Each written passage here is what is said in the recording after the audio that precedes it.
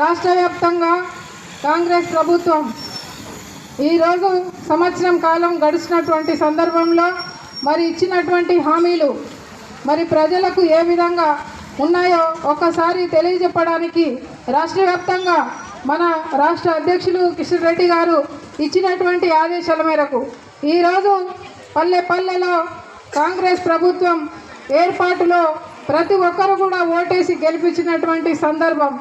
కేసీఆర్ ప్రభుత్వం పైన ఎంతో అసహనం ఉండి మాకేమీ పనులు అవుతలేవని చెప్పేసి కేసీఆర్ను గద్దె దించి మరి కాంగ్రెస్ ప్రభుత్వాన్ని తెచ్చుకున్నటువంటి పైన మేము మాఫీ చేస్తామని చెప్పేసి మరి ప్రకటించిండ్రు. ఒకరు అయిపోయింది మేమేసేసినామని చెప్పినాడు ముఖ్యమంత్రి.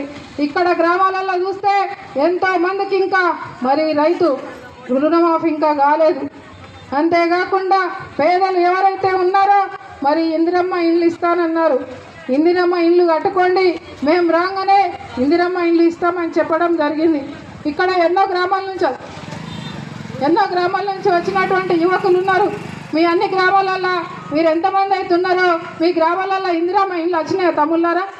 ఈరోజు ఇంట్లో పని చేసుకుంటా ఉన్నటువంటి ఆడబిడ్డలు ఇల్లు గడవడానికి ఎంతో కష్టపడి మరి వాళ్ళు బతకలేనటువంటి పరిస్థితిలో ఉన్నారు. వారికి మేము రాగానే 2,500 ప్రతి మహిళకి ఇస్తామని చెప్పారు.